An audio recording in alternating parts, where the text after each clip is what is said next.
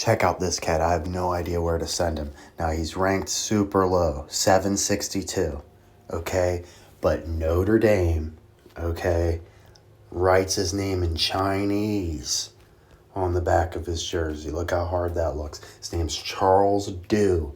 He's 5'10", cornerback, but in high school, he was a running back, and he's straight up from Beijing. One of the few Asians in Division I, let alone in the NFL, right? The first ever Chinese player in Notre Dame history. Notre Dame never let players put the names on the back of their jersey till last year. You know, he just happened to get lucky with that and have the coolest NFL or football jersey ever, right? With it written in Chinese on the back. He knows how to dress.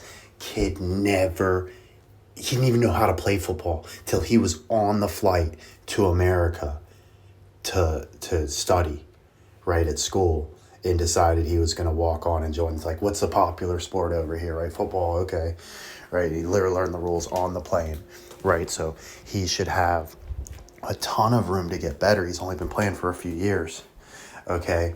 And I don't know why it said he played. Oh, wait, that's right, because he went to high school here for college. So, yeah, he studied the rules, went to high school, played football there. So he never played before high school. And then goes to college. They switch him to cornerback at Toledo. He just went wherever was going to let him walk on, right? And then Notre Dame offered him a walk-on spot. So he walked on there. Okay, first ever Chinese player for Notre Dame, the scout team player for Notre Dame. So basically, he's the guy that he has like such a varied skill set that he is the guy you use to pretend to be the other team, right? Whatever their X Factor player is that you're honed in on that week, Charles is that guy. So he's not necessarily the most important player on game day, but to get your team prepared, he's incredibly important. I would have him on my practice squad immediately. So when I think Charles and Notre Dame, I think Charlie Weiss, right? Notre Dame head football coach. He did have a career in the pros. My gut instinct, if I were to have to send our boy somewhere, I was going to put him on the Patriots. Weiss was with the Patriots, so that checks out. Okay, had a few different roles there. He was also a Giant. He was also a Jet and a Chief, right? So, it doesn't seem to help us a ton, but my gut is saying Patriots because of Patrick Chung, right? It's the best I can do. Now, your jersey actually went viral a few weeks ago on Instagram and across social media. What was that like, stepping into the spotlight almost in the center of the college football world for just a little bit? Well, I don't really, mind or care or pay too much attention about all the social media cloud, because I know it comes and go.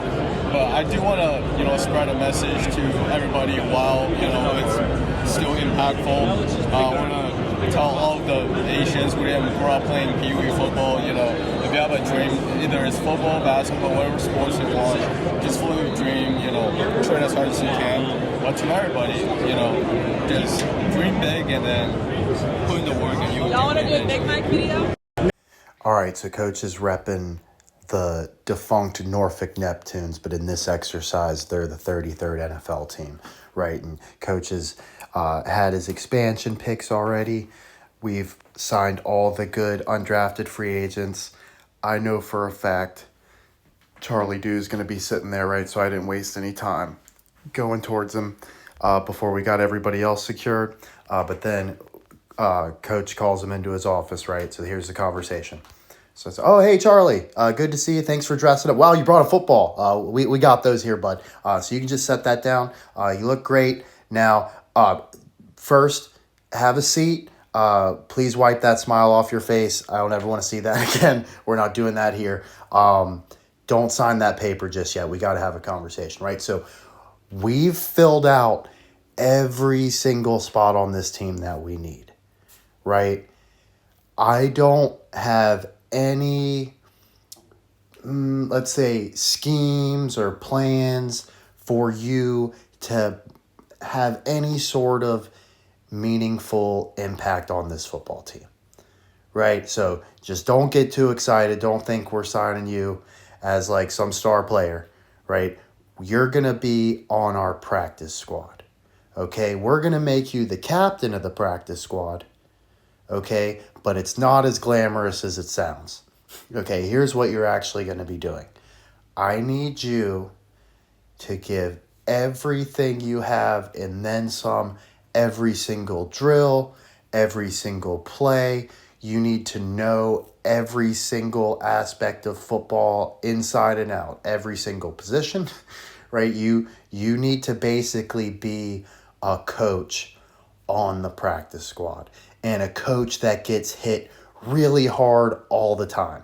You can't get hurt ever, and if you injure anyone else, you're cut, right? So I can't ever devote any resources to you. You can't be taking up any spots in the medical tent, right? If you get a boo-boo, you got to go throw a Band-Aid on it after you've rubbed some dirt on it, right? Or spit on it, whatever you got to do, right? Even if there's something sticking out, just pop it back in, right? And I can't ever speak to you when there's other players in the building I could be communicating with in a way that'll help this football team, right?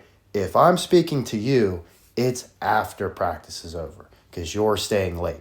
You understand, right? That's when you come and you talk to even the lowest coach we have. That's when you come talk to him, right? And I don't ever want to hear anything from anybody that's even remotely negative about you or you're done, right? You're here not for what's inside the pads. Nobody is interested in that. That's why nobody signed you yet, right? I'm interested for what's between the temples, right? What you got going on in the brain.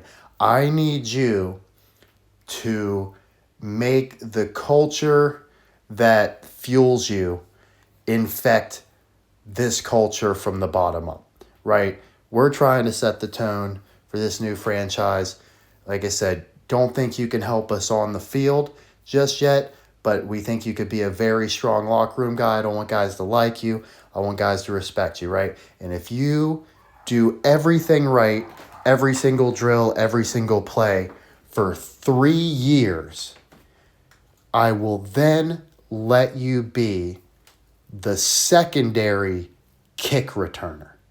Not the main guy returning kicks, the guy that stands next to him and tells him what he should do, right? Bring it out or stay. And you can't ever be wrong. You better know if he needs to come out or stay, right? So that's going to be your role. You're not going to be our punt returner.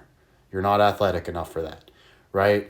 Now, if you do that job right all year with no mistakes, the last game of the season, I will put you on the other side of the ball in special teams to try to block a kick, right? That's your ceiling here. But we would love to have you. If that sounds awesome, go ahead and sign that paper, bud, for the very bare minimum. There's no wiggle room in the financial situation here either. We're pretty busted. Oh, and 2 more things. If you ever have anything negative to say it in Chinese. As far as any of the reporters or any of them are concerned, you no longer speak English. And your job after telling the kick returner whether to come out or not is to immediately go find someone wearing a different color jersey to hit as hard as you can, and you can't ever get a yellow flag thrown on you unless the other team's player doesn't get up. Sound like a plan? 12 in the morning, pop shells for a living in. Barry gon' smell blood trail every minute. Rogue wave on you niggas, no fail. When I hit them, every time I see a pig, I don't hesitate to kill them. Ain't nobody give a fuck about a rule. Either get diplomas or a tool. I'm cool with my youngins, no bull. When I'm spraying this K, yet you fuckers fucking gang affiliated with nothing but my name.